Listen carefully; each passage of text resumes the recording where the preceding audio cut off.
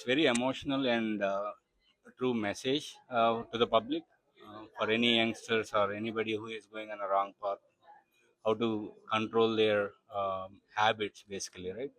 And the way movie is taken from first scene to the last scene, emotion is like carried throughout the movie without any break.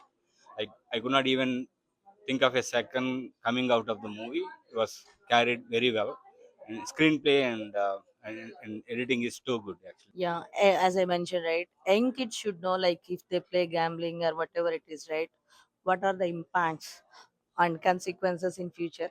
It's a good narration, but we really loved it. Movie చాలా బాగుందండి.